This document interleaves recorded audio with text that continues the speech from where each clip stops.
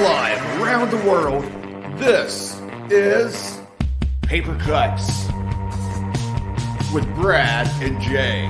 We'll just get this out of the way here. Thanks for joining us on Brad's show. Yeah, thanks for coming to my show. I did not say shenanigans. Okay. Are you drinking already? No, I've just got water. Always looking smooth, aren't you? Yeah, I do it. I try to clean up for the show. Look, one of us has to. Come on. In this episode of Paper Cuts, we are joined by Catriona Ward. We are live. Oh, hello there, everyone. Welcome to a special Saturday edition of Paper Cuts. Now, normally, when we have a Saturday edition, that means we're going overseas, and we're joined by a friend that's normally overseas. But this time, our guest happens to be in the States. So how confusing is that? What's up, everyone? That's Brad over there. My name is Jay. Before we introduce the guest, I just want to say Brad has not slept for like a month because he's been so excited about this. Been pumped. This show. So to change things up a little bit, Brad, you do the honors of introducing our guest this time. I'm excited too, but Brad has not slept, just for the records. Okay, so, just been full of jitters the whole time. A lot of coffee. So I'm gonna butcher your first name, even though you told me how to say it. So I'm gonna just say Cat Ward because I've said it Catriona and Catriona, and I don't think either one of those is right. It's actually it's really difficult. It's Catriona with a sort of Catriona. Catriona. Yeah, there you go. Perfect. You did it. There you go. Thanks. I can so copy. So I messed up the intro, basically, is what you're telling me. So I said it the way that it sounded, or the way that it looked like it was the right way. So we have Catriona. See, I'm already messing it up. We have Catriona Ward. Honestly. So I mispronounce it all the time just so that people can know how to say it. You mispronounce your own name. All the time, yeah. So she's the author of The Girl from RAWBLOOD, The Last House on Needless Street, which is just a mind-blowing book, SUNDIAL, and the brand new Little Eve. I guess kind of brand new, but not brand new since it's a re-release, but brand new from Tor Nightfire in the States now. So welcome, Kat. Thanks for joining us. Thank you so much for having me. Yeah, it's very exciting about Little Eve because it's sort of a second life for the book, you know. Yeah.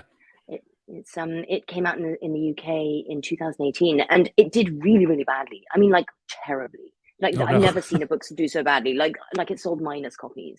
And then it had this wonderful second life where it got the Shirley Jackson Award and then you know, Nightfire had enough kindness to take it on as well after Needless Street, and it's amazing. It's like having a sort of what it's like is like looking at a photograph of yourself as a child because you're a completely different person now, you know, than you were when you wrote it. So how does that work? Has anything changed in the book, or is it still the original from 2018? Well, they gave me the opportunity to change it, and I thought, no, I don't think I will. I corrected one error, I think, because I got something wrong about Gaelic, Scottish Gaelic, which is bad because it's set in Scotland. So I corrected that, but I decided not to change anything. I put there's a new foreword, which kind of contextualizes the book and talks about how things have changed for me since then, and also talks a little bit about the journey of the book itself. So that was fun to write. It was quite emotional, actually, you know, revisiting those times and revisiting that particular book. But I decided not to change the text now. I thought it is what it is. It's finished, you know. Right. So let's see. I was going to say, so it actually came out before Needless Street, but so do you think the success of Needless Street kind of made people realize, hey, Little Eve is here and now it's revamped and ready to go? Did that help any, or am I way off with definitely. That? Oh no, that's the whole reason, you know. Despite it being, you know, no matter how much people like it, and some people did like it, no one can, you know, reasonably organize a new publication, a US publication for a book that's not really selling very well. So it was very, very, very much Needless Street that opened the door to Little Eve coming in, which was great, which is really great and so nice because it's my second book, but it's pretending to be my fourth book. Yes, that's right. No, fifth book. Wait, how many books have I written? You tell us. Yeah, so it was my second book, and then Needless Street is my third, and then SUNDIAL is my fourth. So it's my second book pretending to be my fifth book. Right. So with what do you think it was that was unpopular about it to begin with? Like when it was released in the UK, was it just bad timing or? I don't think it was unpopular with readers. I think Mhm. the publisher didn't really connect with it. Okay. It just happens sometimes, you know. I was with a very, very quite hardcore like literary publisher, and I Okay. think that they were not entirely sure what to do with something that has, you know, I think most of my books have this middle of the Venn diagram between horror, thriller, mystery, literary, you know, and Yeah. they don't necessarily easily sit on one particular shelf. And I Right. think they were just a little puzzled as to what to do with me. So it didn't really get much exposure or marketing or anything like that. Okay. But you know, and these things do happen with books. It's just it's a business, isn't it? Right. Mhm. I mean, and nowadays you have so many different publishers that are kind of blurring that line in between. Is this a mystery? Is this a thriller? Is this a dark fantasy? Is this horror? And they're going with everything. So yeah, I could definitely see it kick, you know, really getting big now because of all of the newer publishers we have from 2020 moving forward. So definitely. Yeah. And you hardly see just like a straight up just horror or straight up sci-fi or fantasy. It's usually a mix of something nowadays. Everything's mixing together. Well, hasn't it always been? You know, like in a way, hasn't horror? I mean, horror's always it's such a like an efficient parasite. Horror it draws from all of these different genres and absorbs them and sort of internalizes them and then spits them back out at you. Mhm. So I mean, for me, I think this feels like a natural progression. It's just maybe publishers are less afraid of the word horror, so they allow it into the mix a little bit more, which is delightful for me because I think horror. Anyone who's ever heard me talk about anything knows that I find a way to bring into the conversation what an amazing, passionate and compassionate genre horror is, and what incredible storytelling power it has. Right. Despite the fact it's often dumped at the bottom of the sort of genre hierarchy. It is, which is horrible. Yeah, because we were talking with Keelan Patrick Burke a few weeks back, and he agreed. Yeah. We were talking just about that itself, how a lot of publishers were used the term like thriller, you know, or thriller, dark fantasy used to be. Put everything in that, and some of the stuff you read under that genre, you're like, this is not thriller, this is horror, but they're afraid to say horror to minimize the audience. So yeah, definitely. Yeah, it's a strange thing because horror is and always has been incredibly popular and incredibly, as I was saying, like an incredible expressive genre that talks about all these important things. You know, it talks about social justice and gender and power and like landscape and all of these amazing things. And yet, for some reason, people, you know, sort of slightly dunk on it. But anyway, not anymore. Maybe at least because it's too true. It could just be too true, too close to real life, you know. So I think that's a really good point because it asks you to be uncomfortable, and people don't necessarily want to be uncomfortable. But I think it's important. You know, it's weird because in a way, horror has more integrity when it is genuinely making people uncomfortable and asking them to self-reflect and examine themselves, than it is, you know, the things that people are much more comfortable with, than you know, someone getting beheaded on Game of Thrones. Right. Yeah.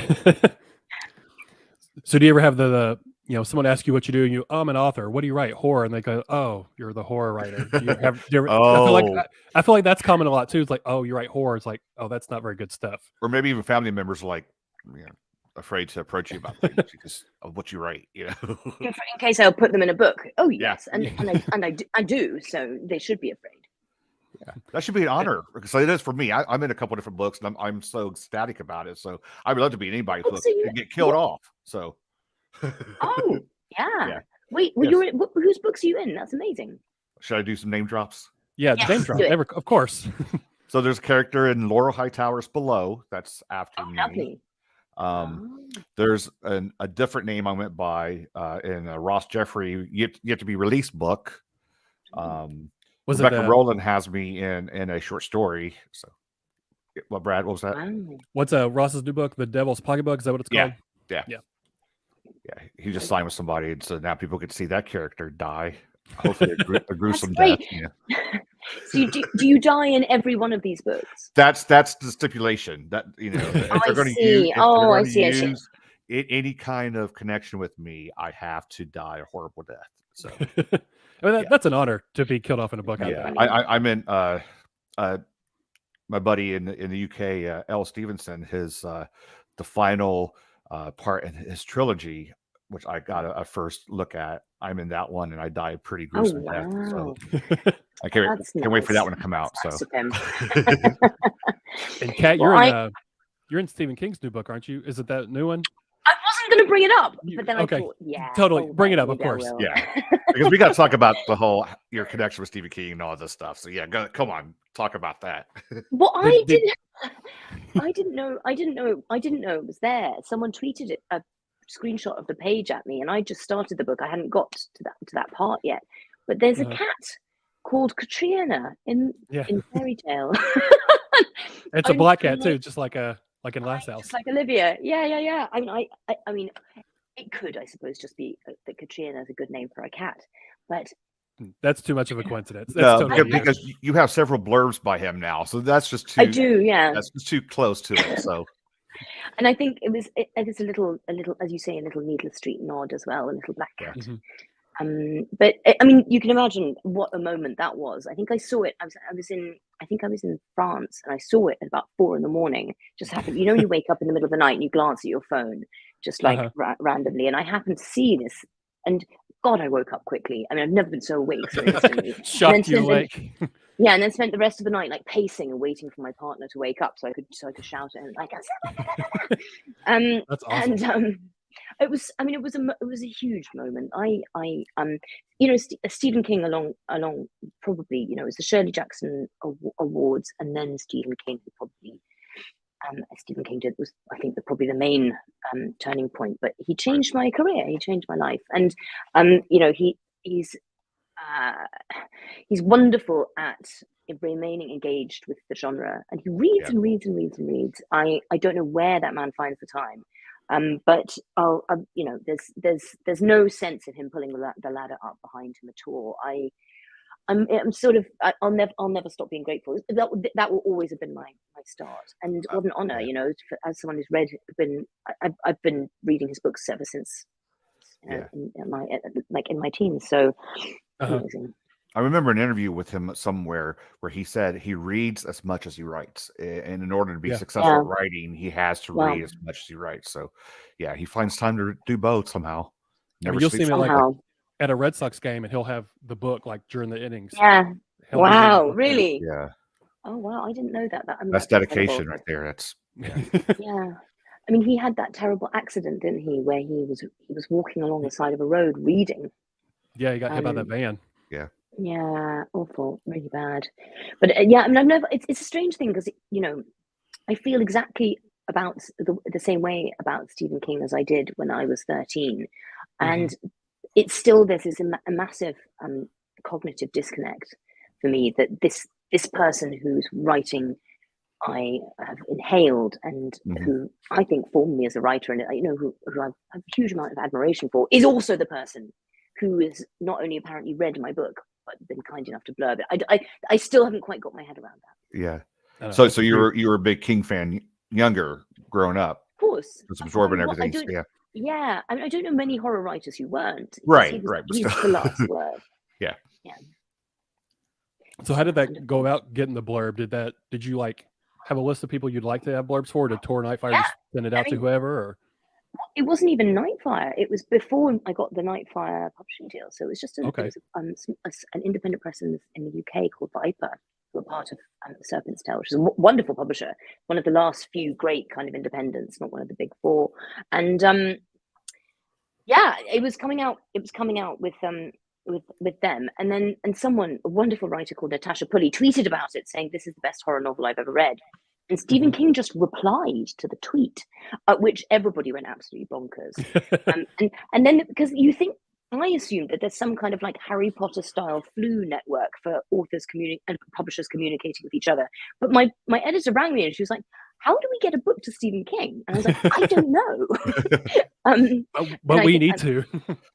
Yeah, I mean, we because I think his tweet said, "I need it," which is obviously a very funny play on words for Needless Street as well. But yeah, and nobody knew how to do it, and it took a little kind of like ringing around and sort of like putting our thinking caps on to do it, but we did. And then of course, just because he sends a tweet, he's not going to read it necessarily. Right. He's Like he Stephen doesn't King. get He's it. got a lot. Like he doesn't get 1,000 books each month, you know. Exactly. So. Yeah. So there was no guarantee at all that he was. It is a bit like being sort of visited by some kind of fate or kind of God, because you're just like, you don't know when, you can't control it, you don't know when it's coming, and it's very much outside your control. It was a very very wonderful and unusual experience.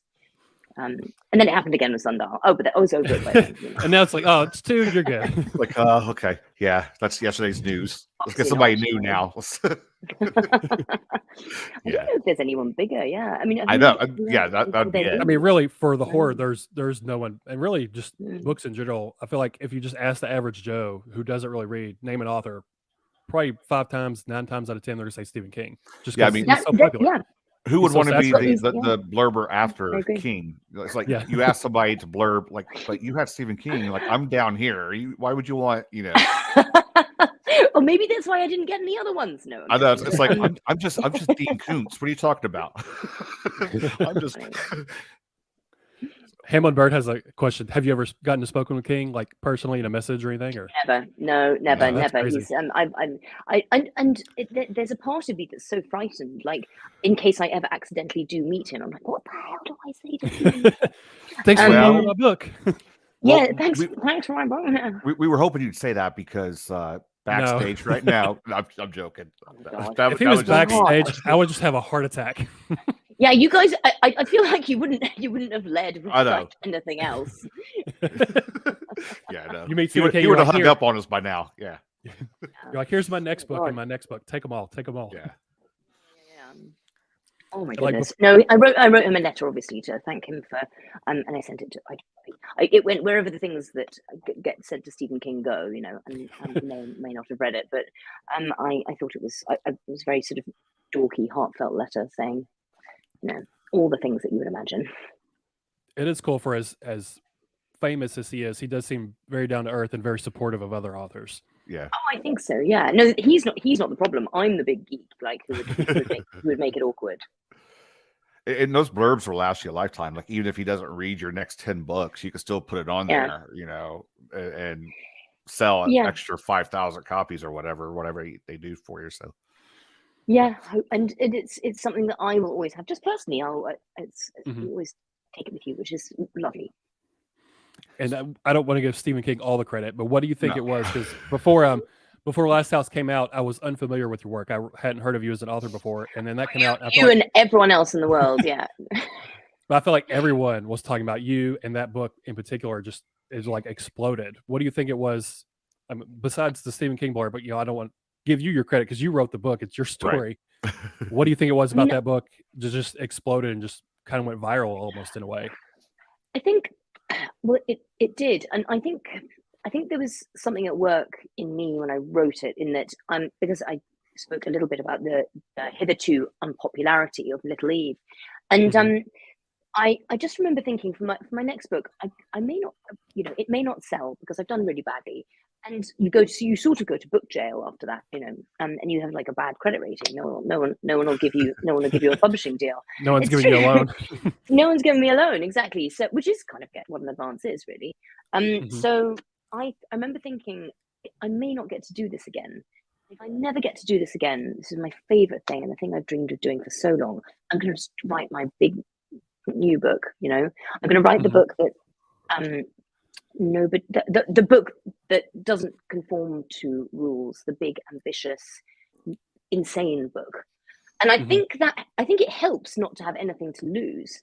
And it's something I've tried to take into my writing subsequently, is write like you've got nothing to lose. Because it's Need the Street, quickly for those who don't know, is about Ted, Lauren and Olivia, who live in a boarded up house at the end of Needless Street, which is ends in this great wild Pacific Northwest forest in Washington state, and children have been going missing in that area for some years, and this woman Dee comes to believe that Ted is responsible for those disappearances, so she starts surveillance on him, and she comes to think that maybe his daughter might not actually be his daughter, perhaps it might be that he's kidnapped her sister. Right. But part of it is narrated by a little black talking cat. Yeah. And this is always the litmus test for this book: is if you can get past the talking cat in chapter 2, this might be the book for you. It's it is an incredibly complicated, ambitious book. Like, and I felt, because everything is very much not as it seems. I'm not a big fan of the word twist, because I think twist implies something some kind of trick you're playing on the reader, and I don't like to do that. I prefer reveal, because what I wanted to do was build a world, construct a world so carefully, and then with just the pull of one, like the tug of a string or a thread, it would all rearrange itself and become a completely different world, and you'll see it should make sense, this revelation. So it was the hardest thing I've ever done, I think. I remember getting up in the morning and thinking, I don't know if I can write this today, like it's too hard. But again, surely that must be a sign you're doing it right. It was very ambitious, and I don't think there was anything quite like it I don't think there's anything quite like it. So I think that helped. And maybe, and also a lot of, we used to have rejection Mondays. So when we were trying to sell it, it did not fly out of my agent's hands. Believe me, no, not at all. It took a long time to get, and also almost everybody in publishing rejected it. But the reassuring thing was, everybody hated something different about it. So, which is great. We just hate all of it. Everyone puts it together. You're just offending a lot of people all at once with different things. Great. Well, no, but that's much better, because if everyone hates the same thing, or the premise, then maybe it's just not right. But if everyone's picking up on something different, it means it's making them uneasy. You're kind of doing your job, but there's no like one consistent flaw. So that was almost reassuring, actually. And then we had a few publishers who were really bold and were interested, and I finally ended up with lovely Viper in the UK.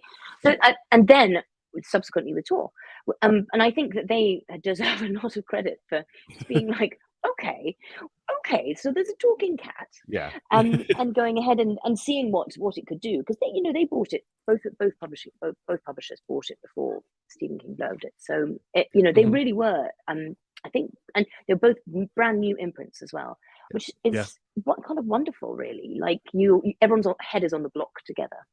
So I was going to ask, but since you don't like the word twist, let me rephrase this. With so many reveals in this book, did you ever confuse yourself or get confused when writing it where you were at the time? All the time, yeah. and also the structure is so complicated that anything you change automatically means almost the whole structure shivers, and you have to change other things as well. So keeping track of all the interconnected sort of gossamer threads which bind it together was really difficult.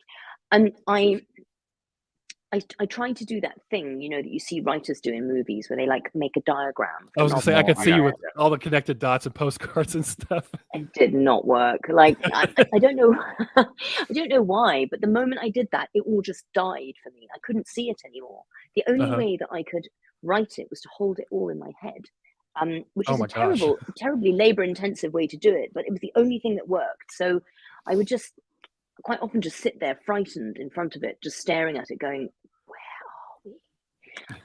did you not like take notes that you could reference back to? Like, I did this in chapter 2, now I'm in chapter 11, or was it just literally all in your head? The thing is, if you do that, the note taking becomes almost as laborious as writing an entire other book, because you're, you start. Yeah, it was really complicated, and it tested me more emotionally as well, technically, but also emotionally. Like it's a rough book. It goes to some quite dark places, I think. And I can imagine if you were to use like the diagram, like you see in movies, writers. If I can imagine that could handcuff you too, and paint yourself into a corner. Like, well, now I got to change the whole thing, and fix chapter 1 to equal chapter 11, and so yeah. I mean, yeah, it for some reason it wouldn't square with my like imaginative landscape. It just wouldn't do it. It's sort of, I think these days I try and see it sort of a bit more like a map. So I'm inside, I'm in the map, and I know where I'm going. I don't know how I'm going to get there. And you see the book visually in your mind, but for some reason, making that exterior and drawing it or rendering it physically outside doesn't work for me. I don't know why. Everyone's different, aren't they? That just gives me so much more appreciation. Like, I already loved that book, but now I'm so much more appreciative of it that you just had it all in your head and didn't have like notes and the board and everything behind you. Because I remember reading it, and there was one scene, it was like, in one scene, like the carpet was red or the carpet was blue, Yeah, yeah, and yeah. later on it was orange. Just like, she messed up. Did I catch a mistake? And then later on, it's like, oh, it makes so much sense now. I know it just looked, I think it looks initially like it's just been really badly written or edited. Because I went But, back and was like, hey, hold on. Before this carpet was blue, now it's orange. Something's not right here. yeah, exactly. Is it just am I just sloppy? But it's God, so that level of complexity. This is very much in my brain right now because I'm just finishing up my next book, Looking Glass Sound, which is it's a big one. It's like Needless Street. It's got Cool. It's got a lot. I think it might even be more ambitious if possible. I don't even know how that's possible, but it and it's very, very different from the others.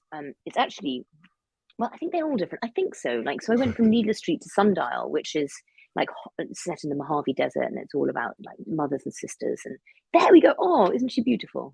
I love this cover. I love the pink and the purples and stuff. It looks so good. It's an artist called Corey Brickley, who's just amazing. That's great. He's so good. They're so good. Yeah, I always try and, because I think there's a problem with writing sometimes, whereby when I start to write the next book, I just end up writing more of the last one, but with different character names, because it's difficult to make that transition, isn't it? So I always try and do something really definitively different each time. So where Needless Street was all about isolation and being boarded up, and about a little found family.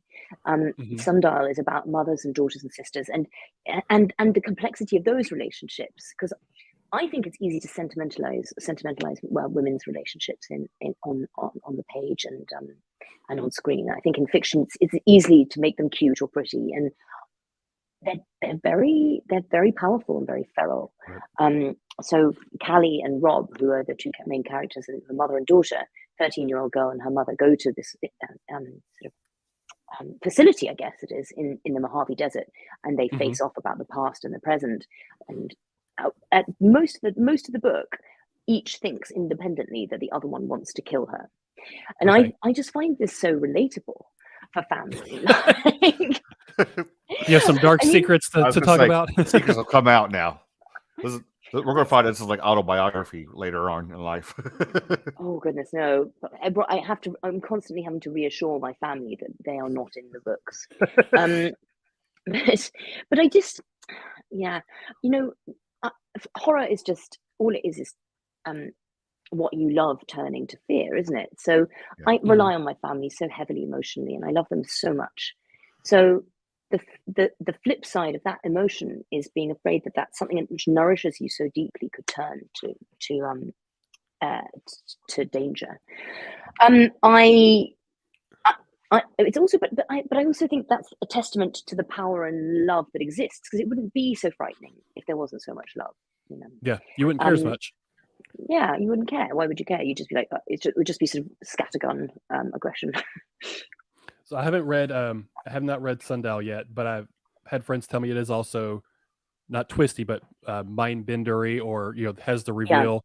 And Little Eve has that as well. The reveals and stuff. So I feel like that's sort of kind of your style now with Last House. Is the girl from RAWBLOOD, is that like that as well, or is that different? That actually does have a reveal as well. Yeah, I mean, I think it's sort of the reveal kind of, for me, feels very like life, because there is no omniscient narrator, whispering in our ear, telling us what's important, or what what's going to happen, or that feeling that being completely blindsided, and yet in retrospect looking back and seeing how all the signs were there.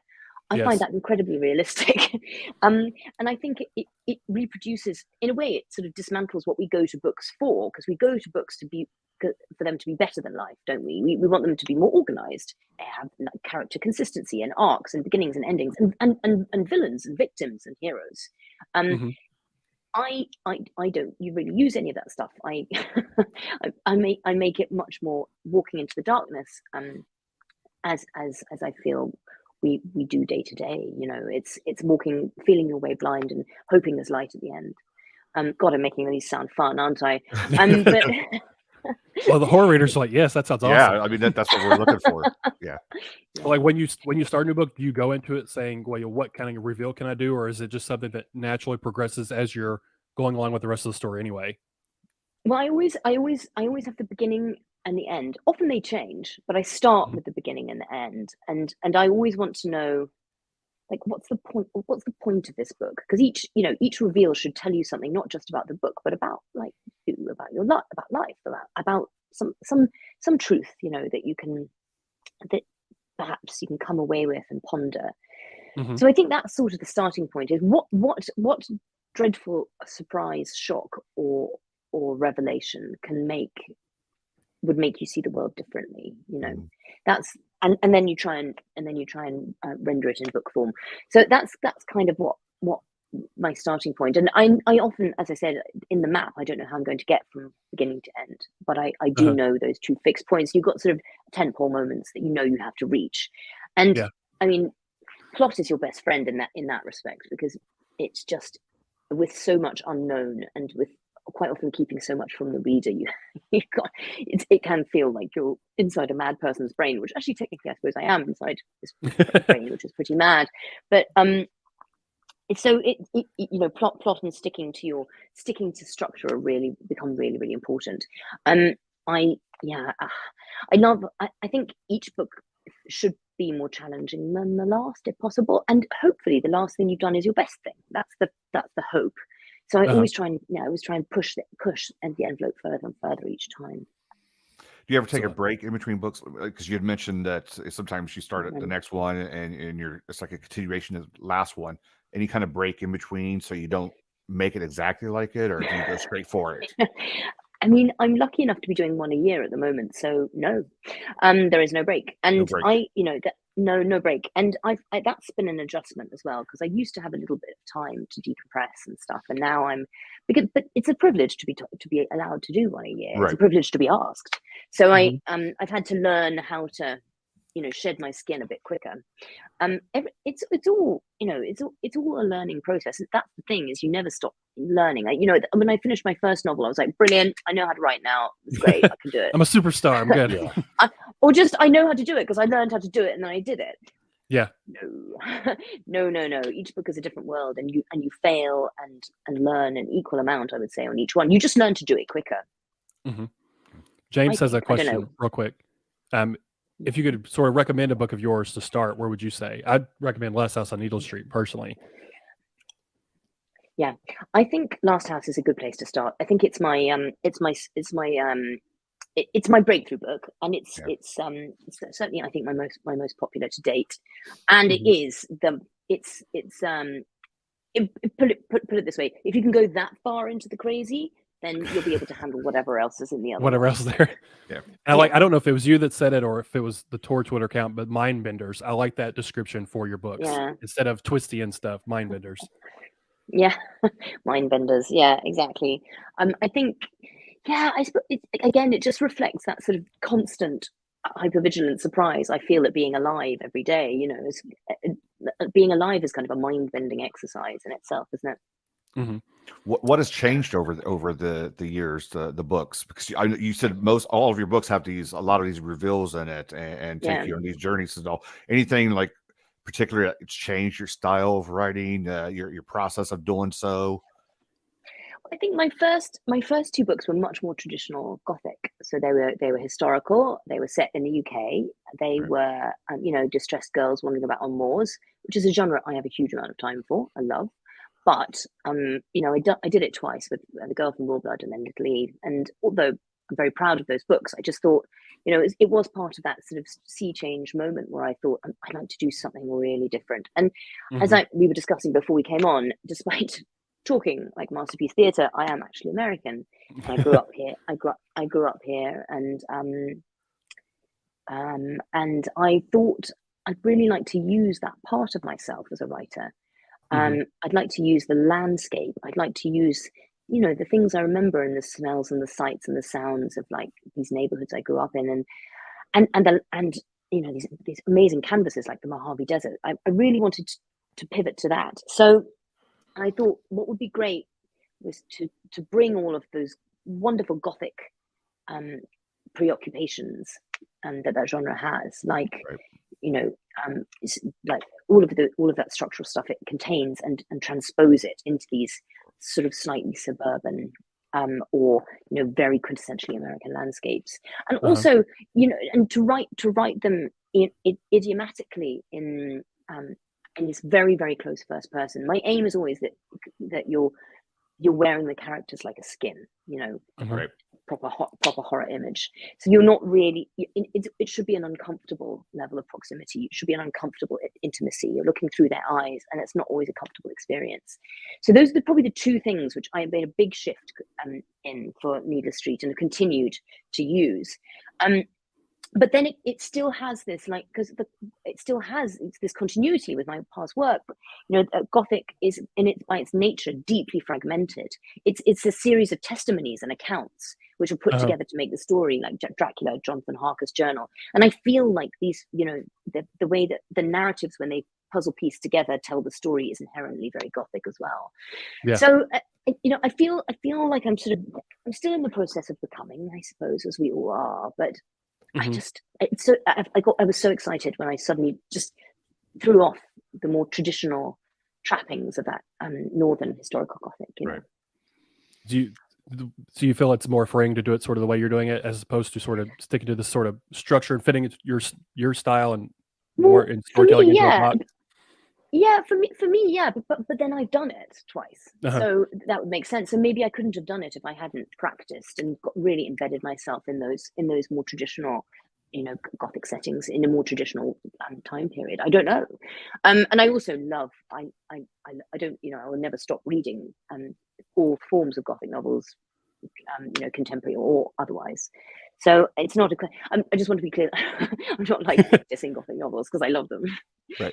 And I might go ahead. I was just going to say, maybe it's time to accept the fact that your style is not to have a certain style, to be to do the untraditional way of things. That's just your style. So maybe. Well, I can accept that. There you go. I mean, that sounds great. That sounds what a wonderful kind of amazing creative place to be, I guess. And I might be wrong, and this might be awkward if the answer is no, but don't you teach like a Gothic kind of class or something every so often? I did. Okay. I used to teach. I haven't done it this year. I need to write books, but and hopefully in the future I can go back. I can go back to it. I'm also working on bringing both Needless Street and Sundial to film, which I can't really talk about. But yeah, I mean, you can imagine how does one do that with Needless Street? Just thinking about Needless Street, like how to adapt that to film where it doesn't give everything away, because it's different when it's on page, because you can only see what the characters are seeing. So that'd be really interesting to see it on film. Who's going to play the cat? Yeah. You got to get the cat from Sabrina the Teenage Witch. Just bring it back. Bring it back. There we go. Yeah. I feel like Meryl Streep would make an amazing cat. She would. That should be a good Olivia. She'd be incredible. Yeah, she'd be incredible. But yeah, so the time has been a little bit more limited this year, so I haven't done it this year, but I really hope to go back to it in the future.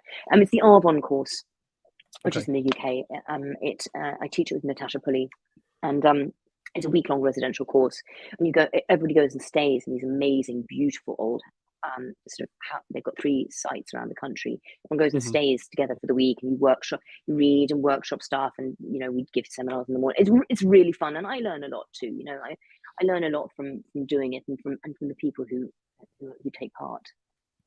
It sounds immersive, getting to go to those different locations and sort of be immersed in that setting and stuff too. I feel like that would help out your imagination and your writing and stuff, being in those settings. Oh, it's great. It's really great. And also, like, we almost always do it over the Halloween week, which should so that's even better. Yeah. And one year, someone like, people got lost, a mist descended, the phones cut out.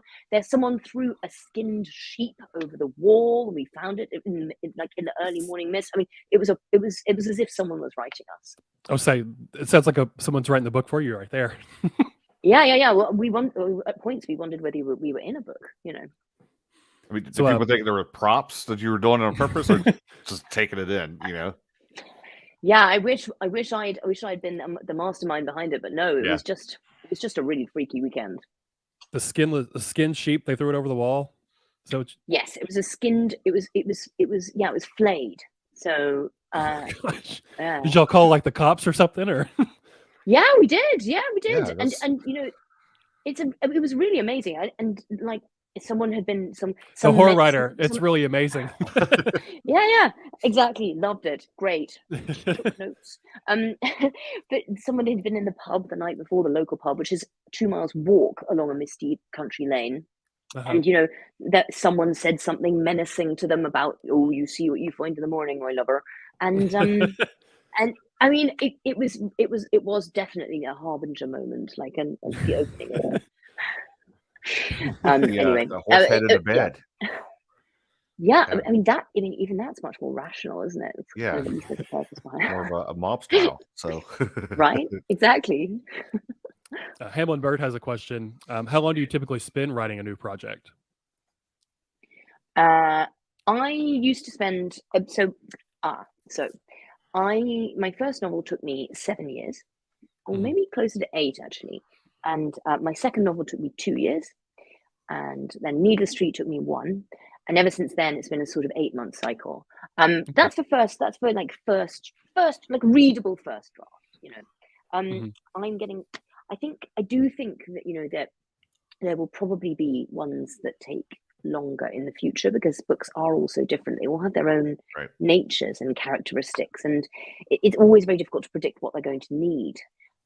But because I'm now, my resolution was, as long as I can bear it, I'll do 1 a year, because it's you know, it's as I said, it's an honor to be asked. So I will try and continue to do that. And that, so in 8 months from start to readable manuscript, I think is there, and then you have editing and stuff. Do you just work on one at a time, or? Oh God, yeah. Well, I mean, it depends what you mean. It depends what you mean by working on. So, you know, I do, like, I'm right. This morning I was up at 5 writing Looking Glass Sound, and now I'm on here talking about Little Eve. You know, it's you know, if you've always got a bit of cross pollination in terms of like, and also you'll be editing one while trying to start the next. Okay. But I think in terms of getting that first draft out, I don't think some people do. I couldn't work on 2 at once. And with your first book, The Girl from RAWBLOOD, did you have a full-time job while you were writing that? Yes, which may have been why it took so long. Yeah. Yeah. I worked for a human rights foundation in London, and I mean, it did take a long time because of that, but I think it also took a long time because I was teaching myself how to write. Yeah. You know, it's trial and error, and so much error. Yeah. Yeah. So is there anything like in your past, like you may have written when you were younger, that we might see in the future that you might just unravel and just blow off to dust and release? No, I mean, I don't. The thing is, there's only one thing that I started writing a couple of years ago, and then I decided to write Sundial instead. But which I'm trying to get my publishers to bite on. It's quite. Once again, it's complete departure. It's completely different from anything I've ever done. It's vampires. Like I just don't know if just give it to me. No, vampires. Yeah. I'm a sucker for vampires. I think. And then if you write vampires, I'm like for real a sucker for it. Oh, I'll find a way to make them depressing. Don't worry. No, it's okay. It's really exciting. I won't talk too much about it because I don't know if I'm going to go for it, and I'll be that. But that's the only thing that in my sort of bottom drawer project, because I'm not very prolific. I only have about 4 ideas, you know. I've only had about 4 ideas in my life, and I wrote them all. And so they tend to arrive. Good ideas tend to arrive very, very slowly. I did have an idea that I chucked actually, which was about a group of psychics who went around recreating murders, like staging murders, and as performances at the murder scenes in order to summon the ghosts of the murdered. It was just even for me, it was just too weird. I couldn't get on with it. That caught my attention just a little bit just now. Well, I mean, I may revisit it. But I mean, I may have to, because as I said, I don't have many ideas. I tend to just write the ones. Well, and one of the characters could be me, and you kill there that character. Perfect. We can go to your to the scene of your death and summon you. And then Stephen King will read it and blurb it, and then that's He'll my love connect. it. 6 Oh, degrees of I don't- separation.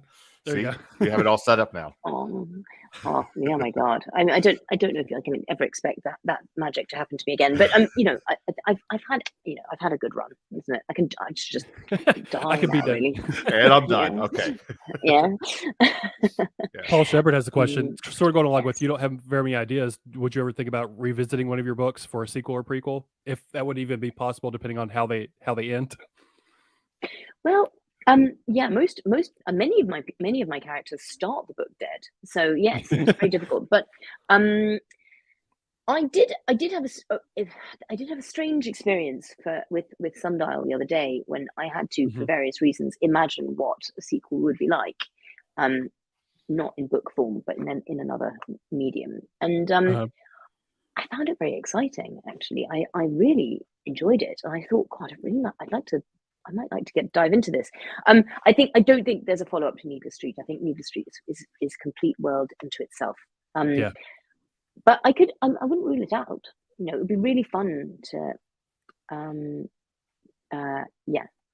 it'd be really fun to see where those characters go with, you know, as I said, because, you know, every book you're a different person, you know, on a molecular level almost.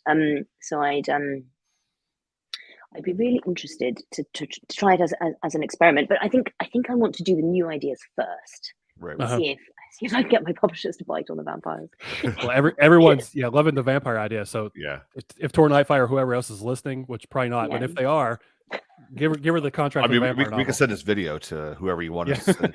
Just that one little snippet, right? Give her the vampire novel. And as far as Meryl Streep being the cat in the Needless Street movie, we'll just go on Twitter and just start, you know. Yeah. Just, oh God, just tag her and yes, everything. that's it. starting that process. Immediately go to her home. Just, you know, just pick it don't outside go her to her fence.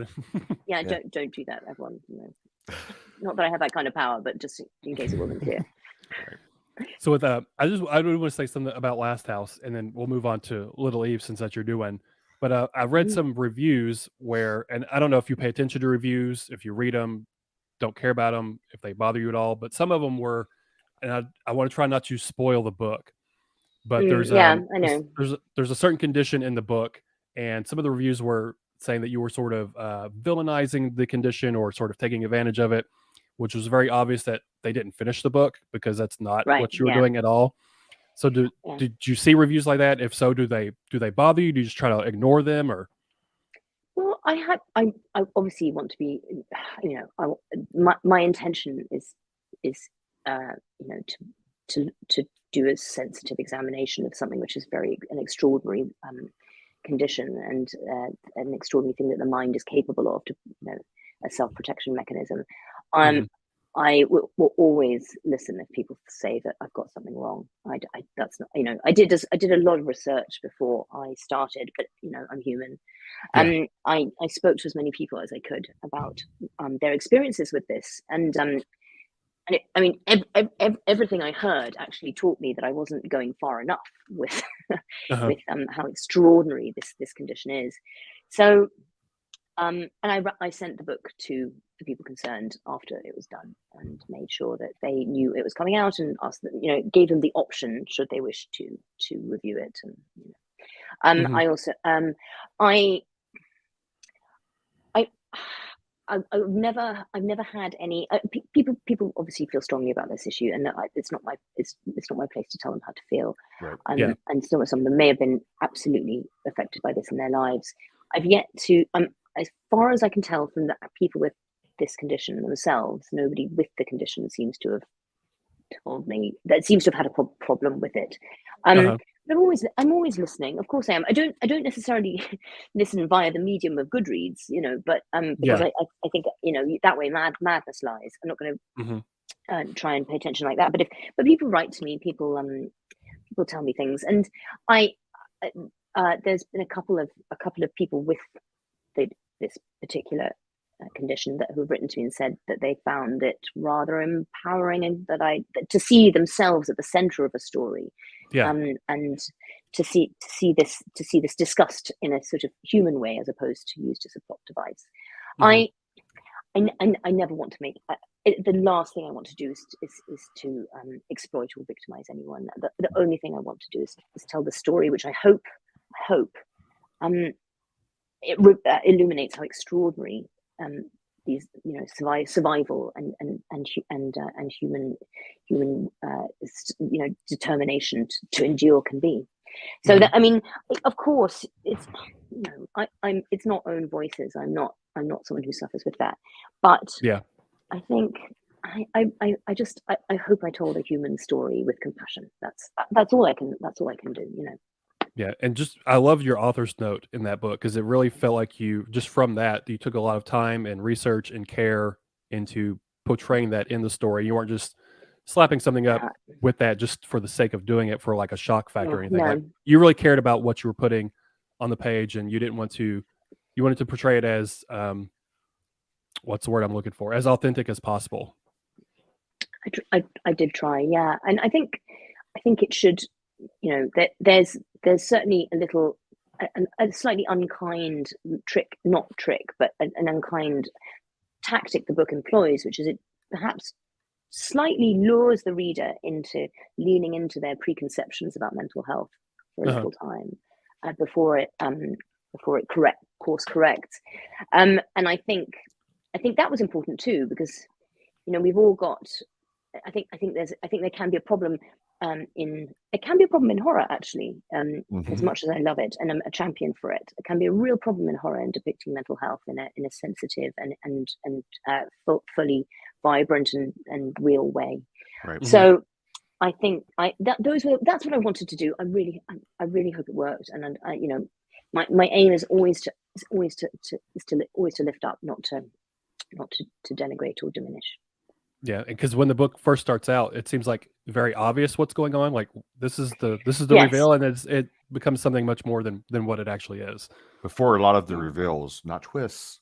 I'm Yes, gonna start using reveals. reveals myself. In all of my reviews, I'm gonna say this book had a lot of reveals from now on. I'm sorry, I'm not. You do you. It's. No, I like it because I'm always looking for, like, when I do my reviews, I'm looking for a word that's different than what I want to see. Right. A different word than what's overused, and sometimes you can't. But I like reveals. I'm gonna go with that. So I mean, and I feel like it's because you've done it great. I feel like it's hard to pull that off because sometimes, like you said, you can look back and sort of reflect. Okay, it makes sense now that at the end I know what has happened. It's not just like, oh well, aliens were responsible. It's just like, where did that come from? That makes makes no and sense. They were all really dead. Yeah, exactly. Yes. It's not like just completely out of left field where it's like you're just dumbfounded by like, wow, that's the kind of twist that like is horrible. Just something that doesn't make any sense. But yours all makes sense, especially when you look back. It's like, okay, now I can see the little baby steps and crumbs and why the carpet was orange and why it was blue, and it all makes sense now at the end. Is that hard for you to pull that up? Just I don't know if you've ever seen Brad's video review he did, but he was like, I want to tell you guys so much, but I can't. And he was just flipping out about it. And like I literally was like he's talking for like 7 minutes. And he's like, but he doesn't tell us anything about it. He just said, I can't tell you, but trust me. And there's a talking cat. And he just keeps going on and on about it. I was like 30 seconds ago. I was like, stop watching my video and go read the book and then come back. That was part of. In fact, the initial marketing campaign was like, what can we tell you? Yeah, exactly. It was very, very. It was very interesting. And so what they did was they sort of just leant into the problem and went, we can't tell you anything about this book, which is quite a marketing strategy, actually. it is because it's like, well, why can't you? Why can't you? And then you get people curious about it. Yeah, I'm not sure it would. It was quite bold though. I'm not sure it would work for all books, but yeah, it was. They were great. I was maybe, I don't know, 3/4 of the way through. I was like, okay, I think I know what's going on now. I'm fully into it. I've got everything figured out. And then you hit this another reveal. It's just, like literally my jaw dropped because I did not see it coming whatsoever. It's like, I can't tell anybody about this because it's so good. I don't want to spoil it for anybody. I don't want to ruin the experience. Oh, that's so good. I mean, what was really amazing is how good people were at keeping the secret. Like I was really impressed because because it came out in the States, I think a good 6 months after it came out in the UK.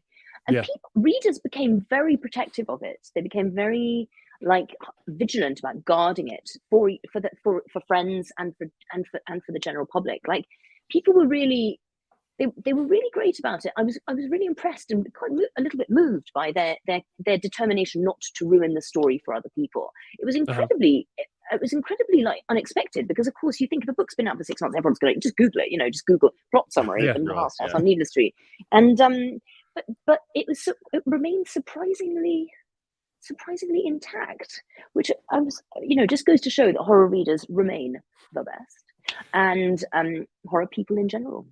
Like And my then- wife listened to it on audiobook, but before she started, she doesn't read very much, but she was like, "What's it about?" I was like, "I can't tell you. Just you got to read it, and then at the end, Just you'll read find it. out what Yeah, it's yeah, about. yeah. I can't tell you anything about it." And then, like Brad was saying earlier, some of the negative reviews, you could tell they either didn't finish it or they just didn't get it. Yeah.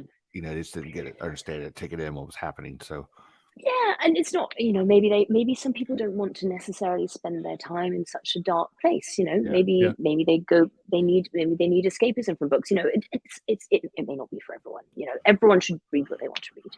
Yeah, and people are entitled to their opinions and everything like that. I'm not saying that, but Yeah. it just those particular negative ones just drove me nuts. Like, you finish the book and you'll see that maybe it's not actually what it seems. I mean, in a way, it's like the rejection Mondays. There's something quite reassuring about it. And you can tell they just haven't finished the book, because it's like, oh, well, okay, well, it's because you haven't finished the book, Uh-huh. And I used to keep tabs on. Sort of like Goodreads reviews and read through them. And now I think I've reached the stage where I just can't do that anymore. Just can't, I feel like because I'm so busy with the next book, each time I release a book, you get to this sort of stage of like you develop a kind of like a moment of parting. You just hand it over to the world, and that's it, and that's its fate. And I'm always very, very interested in interested to hear what readers think. But I think like reading online reviews and things like that has it can really drag you back into a strange state of mind where you're sort of worrying about something you wrote almost 2 years ago. And I think always onwards and upwards. I can see that be a snowball effect. Like, you're second guessing yourself about it, and then it just snowballs and snowballs, and there's nothing to be done. It's published, it's out there. You've finished it. You've In fact, got your kid out there. times. They need to sink or swim. Yeah. It's got to sink or swim. Baby's all grown up. So we're getting a lot of comments about Little Eve in the comments here. Should we transition? Should we do you want to do a reading now and then hop into it, or how you want to do this? Yeah, I can do that. I just like Heidi's comment real quick. The synopsis for Needless Street is just read it. Yeah. That should have been the back cover copy. Just read the book. Oh, well, that's very kind. Yeah. So on to Little Eve, which came out last week. So what is Little Eve about before you read a little? Little Eve is about, in summary, Little Eve is about a young woman who may or may not have killed her entire family in a snake worshipping cult in the middle of a circle of standing stones on a Scottish island on New Year's Eve, 1920. So, some easy reading for a nice Easy afternoon. Yeah, family friendly. Yeah, it's like It's a comedy. yeah, Shakespearean comedy. And what part do you have that you're going to read for us? I'm going to read the beginning, because I always Okay. think, why did I put that at the beginning if I don't want readers to start there? Yeah, That makes sense. Yeah. All right. I'll just do a very short one, because I always think. However long or short as you want. It's cool with it's us. totally fine. Okay. All right. So, Diner, 1921. My heart is a dark passage lined with ranks of gleaming jars. In each one, something floats, the past, preserved as if in spirit. Here is the scent of grass in the sea. Here, the creak of wheels on a rough path. Here, a bright yellow gull's beak. The sensation of blood drying on my cheek in the wind. Abel crying for his mother. Uncle's hand on me. Silver on a white collarbone. The knowledge of loss, which comes like a blow to the heart or the stomach. It does not reach your mind until later. She is there too, of course, Evelyn. Somewhere along the rows, behind glass, she floats in dim air. I do not seek her out. My survival depends on that. After everything and against all odds, I have been given a chance. A life, never mind what kind. I have people who depend on me and I on them, never mind who they are. I am filled with memory. I must make room in this dark passage. So I cast it forth this day. I give it to you. This is the day I became what I am. On the morning of the 2nd of January 1921, James McWraith was roused by silence. The storm that had raged across the coast for 3 days had passed. Thunder, thrushes and waxwings sang in the silver birches that lined Loyal's narrow cobbled streets. It was 6:30, and there would be no dawn in these northern reaches for some hours. Jamie was 28 years of age, in good health, and had never married. He dressed by the light of a candle in front of a small square of glass that hung on the wall above the chest of drawers, a vest with thick woolen socks with gaiters, and the collar of his cotton shirt tied together with a bright red kerchief, sheepskin waistcoat smelling strongly of lanolin. He painstakingly worked up lather from a sliver of shaving soap and stropped his razor, put in his dental plate, filling the dark gap on the left side of his upper jaw with a white incisor and canine. The teeth had been lost in a blast in France. Last of all, he put on with care the cufflinks his father had left to him. These were battered silver, inlaid with yellowing ivory, and Jamie McWraith had always loved them. When he held them in his hand, he felt the sway of a long trunk, the gentle tread of a great foot on dusty earth. He caught the scent of flowering hibiscus. The cufflinks also made him recall his father's death. Upstairs of the cottage comprised 2 bedrooms, one occupied by Jamie. The other had been his father's and now lay empty, but sometimes he still heard his father moving about in there. At 7:50, Jamie was unlocking the shop. He had been the butcher in Loyal for 2 years since he came home from the war. He went to the cellar, unhooked a large side of beef, and wrapped it up in a sheet. He dragged it out to where Bill, the pony, was tethered in front of the shop. He'd spent several months training him not to fear the scent of blood, but still, Bill sometimes balked at it. The beef had been ordered by the castle of Altnahara for New Year's Eve, known as Hogmanay in these parts. It was now 3 days late owing to the storm, and Jamie was uneasy concerning payment. He loaded the side of beef onto Bill using a harness and clips of his own design, and set off along the path which led along the sea. He did not meet or see a living soul on the road. At 9 o'clock, in the hour of winter sunrise, birds started circling in the brightening sky, and the hills were painted in russet brown and grey, rolling on and on into the deep north. Out to sea, the sun was a burning ball, casting its shattered light on the water. The castle of Altnahara sat on the isle of the same name, a quarter of a mile off the western shore of the peninsula. Colonel John Bearings had settled it in 1898 after returning from India. He repaired the castle, planted gardens, set up beehives. 2 women joined him, Alice Seddington and Nora Marr. They took in 4 infants, foundlings, plucked from the many destitute communities that litter the highlands. The inhabitants of Altnahara came into the village every now and again to buy bootlaces or to have harness mended. They were considered odd, but were left alone. But after the murder in 1917, a great steel gate appeared across the stone causeway that connected Altnahara to the mainland. The children stopped attending the school in Loyal. The women no longer came to the village for bootlaces, no longer gathered driftwood on the shore. They retreated into themselves. They left polite notes at the gate. Pale green wool, the shade of a cabbage heart, please. Knitting needles, ×3. 3 sharp flensing knives and a ball of string, large. Beef for Hogmanay, please, hung for at least 3 weeks. The people of Loyal would check the basket as they passed out Altnahara and left the goods when they next happened by. Payment was left in the cage in the same fashion, always correct, to the farthing. It was said by the residents of Altnahara, the villagers in Loyal, that the residents of Altnahara opened the gate at night under the autumn moon and ran wild over the moor, painted blue, looking for souls to take.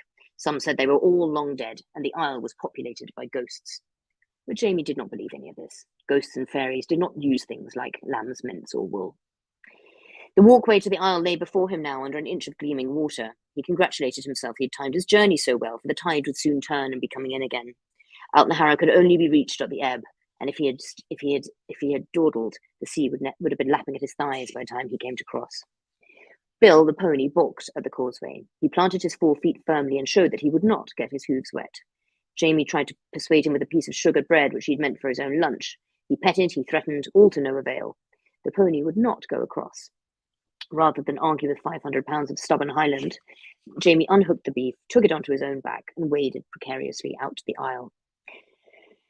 He heard the distant bark of seals as he waded, and the stiff wind blew in the wake of the storm. More than once, the weight of the beef nearly toppled him. As Jamie came close, the wind sang strangely through the steel gate. It was 15 feet tall, hung from vast posts.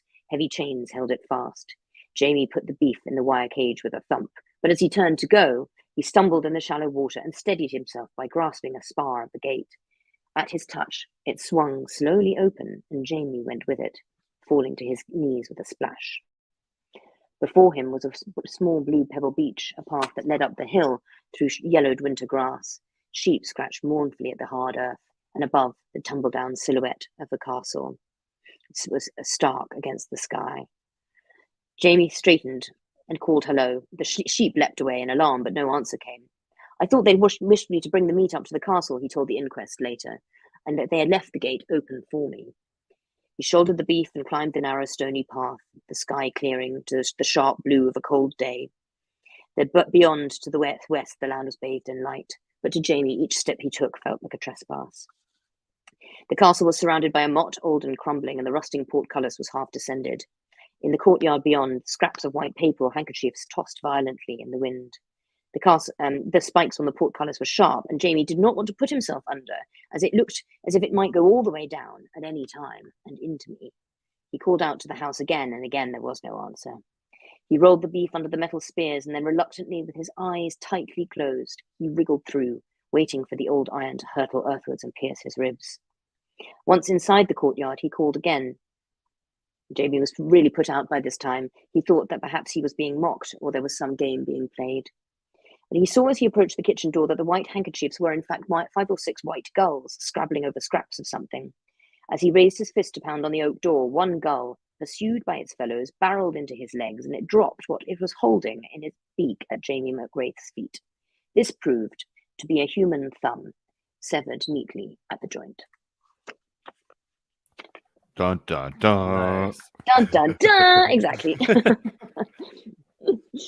So it's with reading the author's note for Little Eve, this one seems like maybe a more personal book for you since it's set in Scotland, and you said that's where your mother's originally from. And you just, by the way, you just sold like 12 in the chat, by the way. Yeah. Just so you know, reading a little bit. But.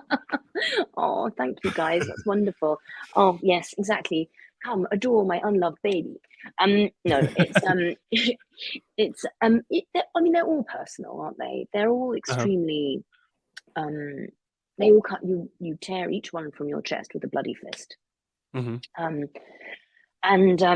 It's very personal, this one, in lots of ways. So my first novel used as a landscape the landscape of Dartmoor, which is where we used to spend all of our summers when we were moving around. I grew up in the US, Yemen, Madagascar, Kenya, Morocco, and we always went back to Dartmoor, which is sort of quite like Scotland, actually. It's very moors and standing stones and wild ponies, and it's lovely. But for Little Eve, I wanted to use Scotland particularly because it's where my mother was born. And she moved to Zimbabwe when she was with her family, not on her own, when she was 3, with her brothers and sister, and it's got this amazing hold on them. She was born in Ayr, which is the birthplace of the great Scottish poet Robbie Burns, and whenever you get them all together, they still, especially when they had a wee dram in them, a wee dram of whiskey, they still speak in this incredibly rich Scottish accent, and it moved me so much. I thought it was so interesting that this remains so deep in them, this place, so deeply embedded, and despite how long they've been gone and being raised in very, very, very different climate and environment and country. So I wanted to use that, and as well because there's this simultaneous longing for home and also sense of being a stranger, always a stranger in a strange land, whether they're in Zimbabwe or in Scotland, and that's sort of a lot of what Little Eve is about. Oh, and it's obviously a lot about murder as well. But lots of murder. Yeah. So, like, going into this one, like starting out, I didn't expect it to be the mindbender reveal-y one like Last House it is, but it ends up sort of being the same way, not to necessarily the same extent, but still on that same level, which I wasn't expecting going in, but I really liked. Maybe I should have expected it. I don't know after reading Last House, but I really liked that's very much sort of a slow burn with the sort of reveals and stuff, and it's not till later on in the book that all that starts to kind of unravel. Yeah.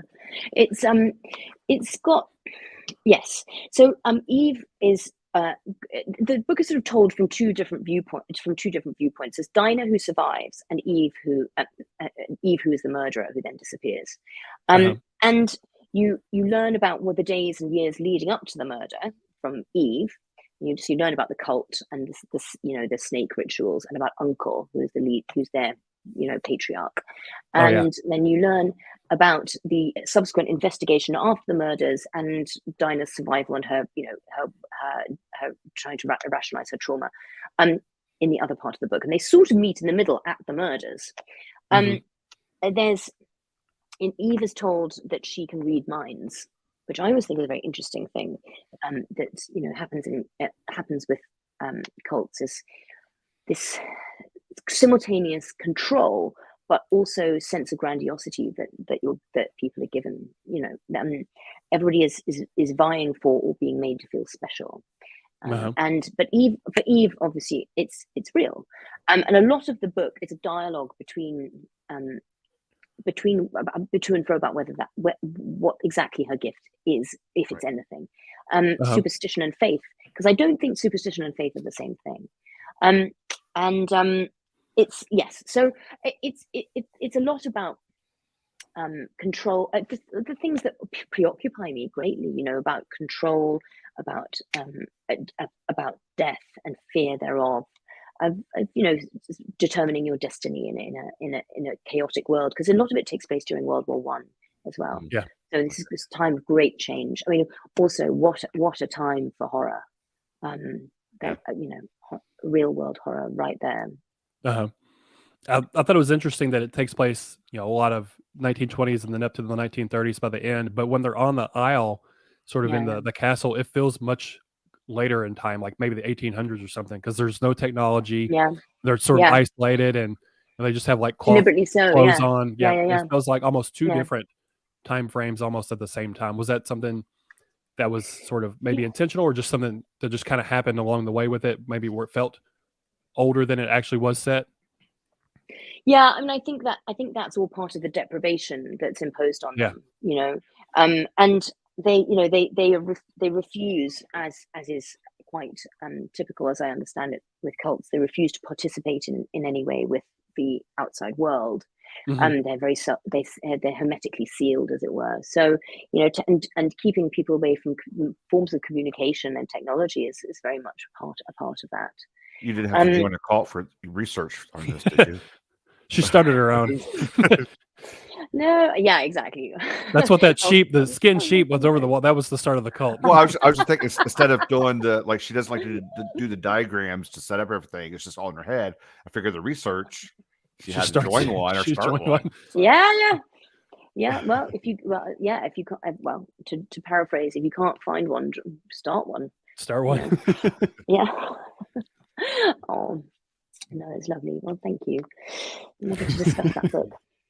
Did you do any research on like cult mentality or psychology or anything for this one specifically? Yeah. I mean, a lot of it's just my natural leisure reading anyway, to be honest. But I did, and I did a lot of research on Scottish folk tales and on telepathy and mind reading and cold reading, and that was very, very interesting. The different ways that one can persuade one. I mean, I think this occurs in Needler Street as well. Is the different ways the mind finds to persuade to circle around unpalatable truths. So I do a lot of research, and I. Also just I listen to my mother, just that longing in her voice. It's something about it which really helps me click back into the book whenever I needed to get back into it. Has your mom read the book? Did she read it when it came out? Yeah, she did, thank goodness. And she's also read her new. She's also read the new the new foreword, which sort of is a little bit more explicit about all of that. And luckily, she wasn't too horrified. So. That's good. I was saying, did she like her? Did she say, "No, you messed this up. This part's not right"? Or Thank God. Also, like, you don't live there, you don't know. But no, she's lovely. She's very supportive, actually, and I think she was rather moved by seeing, I don't know, having me write about something that was so inspired by her life. You know, I think she found that quite lovely, and a way of kind of commemorating something. Is that someone, your mother, is that someone you run stuff by from time to time for your books, or just wait for the No. I think you always got to write like no one's watching, but also definitely don't write like your parents are. Yeah, make sure mom's not watching. Yeah. Yeah. Exactly. Like, just don't read chapter 7, 9, 15, 29. Just have a list of what they can't read. Yeah. Yeah. I mean, that would actually be quite handy. Just give them the redacted part. It's all blacked out, like CIA documents or something. Right. But you said earlier in the show that your newest work is your best work. So did you have any? And I don't want this to sound negative. I'm not trying to mean it in a negative way, but did you have any fear or trepidation releasing an older book after you've put out Last House and Sundial? Like, maybe people wouldn't think it was up to par as your last two books since you wrote it before, or anything like that, or did you just not think about it? Or thing is, I mean, because the good thing about that book is it was so unsuccessful that it couldn't possibly do worse.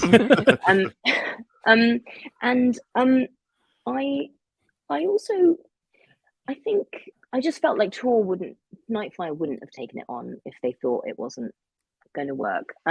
So, and it felt, obviously it's different, and it's strange to have something which I've moved on from as a writer, out in the world, but it is nice, and sort of it's a redemption arc for the book itself, So I love it. I didn't worry too much about it, as I said, because it really could only have gone upwards, really.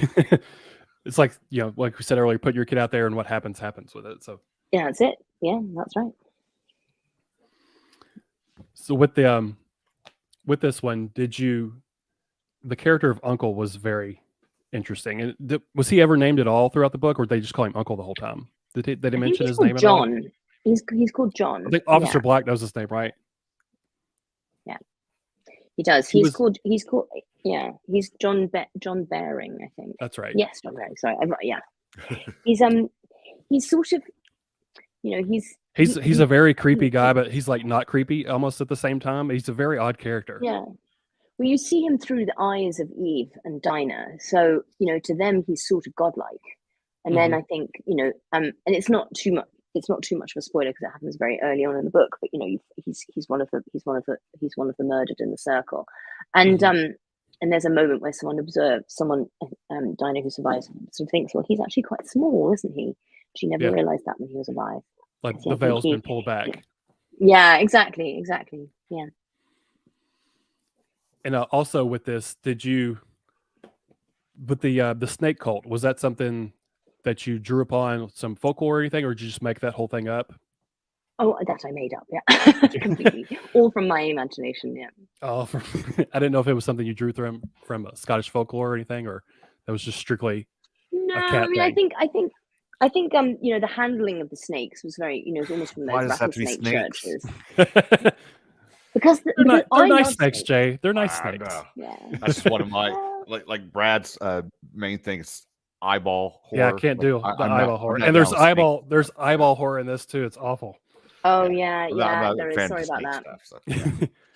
Yeah, then again, then again, this goes back to being uncomfortable, So. Oh, you said you're blind in that eye? I'm actually blind in this eye, so I think I didn't really think about it, and then someone pointed out after, they were like, "Oh, you're talking about someone who like ends up being blind in one eye, and you're blind in one eye," and I was like, "Oh yeah, that makes sense." But I just forgot. you just don't think about these things when you're writing. You just use yourself, Yeah. So maybe subconsciously you're putting yourself in there, maybe in some way. No, because you're not a murderer, right. So no. Not the murder bit, but I think you do use yourself without realizing. It's very it's a very strange process, and you look at it afterwards and you're like, oh yes, well, okay, that makes sense. and of course that is, you kind of almost disassemble yourself and scatter yourself across the page, and hopefully in a way that makes it readable and exciting. Yeah, the ice stuff was just awful because it was like Awful, the yeah. characters like felt it going in. I was like, oh god, this is awful. They were just looking right at the needle or the little knife or whatever it was. Oh, it was bad. Yeah, it's not great. I mean, yeah, but I think that's sort of maybe that, it's also the sacrifice, the deliberate sacrifice of it that makes it so horrific. The idea that someone can just do that because they're so persuaded of certain truths, I think that's almost more frightening than the actual act itself. Yeah. And they're saying here in the comments it's beautifully tragic. And I agree with that because it is. Oh, that's nice. What has been taken away from all these girls on the island? What could their lives have been had they not been sort of, I don't even necessarily say kidnapped, but just sort of, because some of them were taken from like poor homes and stuff like that. Just what their life could have been as opposed to what they got wrapped up in and sort of. But it's also a novel of survival. It's about endurance and about finding ways to live with things that shouldn't be livable, and to live with the past, and a past that's almost unbearable. I think it's definitely a survival story, and it's more about them than it is about what happens to them, if you know what I mean. It's about their will to carry on despite everything, and about their relationships as well. That despite their messed up environment and this terrible immense pressure they're always under and control that's inflicted on them, they still manage to sort of love each other and be sisters and be a family. I find that very moving, and then there's a sort of element of later when Dinah has a sort of found family of her own. There's always a light somewhere, even if it's small and flickering and faint. Even with her and Eve growing up on the island together, that was sort of a found family. They had that sisterly bond, even though they're not blood sisters and stuff. Exactly. Yeah, exactly. And there's you can. I think you can. There's love everywhere if you know how to look for it. Yeah. Well, it's sentimental, isn't it? But I think horror has a lot of love in it, and that's what makes it so frightening. I think there's a lot of found family kind of stuff in horror, and that really shines through in a lot of books, especially this one with Olive and what was the boy's name? Because there's just that one boy on the island as well with Uncle Abel. Yeah. He seemed sort of outcast compared to everybody else, a bit different. Well, I think it's mentioned when it's mentioned at some point that Uncle took him because he was little and thin and he thought he was a girl. Yeah. So there's a sort of and I think against the backdrop of the First World War, which completely obliterated much of the young male, or indeed just the male population of Europe, and there's this sort of counterpoint of some of the suffering that's inflicted on the girls is gendered, but also some of the suffering that's inflicted in the world outside and on Abel is also gendered. So it's a kind of they're sort of like counterpoints to each other. I think I remember Uncle at one point saying he wished he could have taken Abel back, but they wouldn't let him do that. He wanted to get rid of him at that one point. Yeah. Well, it's a sad story. I mean, I did some research for it about orphans and foundlings and familyless children around that time. And I mean, I'm not sure it's that much better today, but there are no good answers really. So the way that they bond together and support, not always, but in general support each other is kind of their linchpin, their lifeline. Yeah, and I guess being that they were orphans, I guess maybe it sounds weird to say, but maybe they were better off with Uncle then maybe they would have been. But it just depends on Who's to what. say? Yeah, I mean, who knows? you you sort of hesitate to say that, but yeah, maybe. Mm-hmm. So where do you normally get your inspirations from? I mean, like true stories, just documentaries, movies, other books? I mean, or... everywhere. Yeah, yeah, everywhere. I usually find that there's a combination of things that set off like a sort of like a little like a set of synaptic firings in my head. Like with Sundial, it was this combination of doing mothers and daughters, and then discovering the MK Ultra behavior modification experiments that they did at Langley on the dogs. So, which a lot of people think I made up, and I did not, which is it's something else. But it's very it plays into that idea of playing God. So at Langley, they created essentially a pack of remote controlled dogs. They implanted electrodes in their limbic systems and covered the exposed skull with little dental cement, little bowler hats of dental cement. And then they would teach the dogs to seek out pleasure impulses so that they could essentially, like when you pressed a button, the dog would seek out turning left and seek the impulse until it turned right again. You could direct them and make them do very simple things like sit down and fetch and all of that. And but it was completely useless, and they couldn't find a practical application for it. So after 2 years, when they'd accomplished their aim, they destroyed the dogs and just never revisited it. And you can find all of this information on the Black Vault, which is a big dump site of redacted but declassified CIA documents. And I thought that this was just so. You're not in the dark web, are you? No.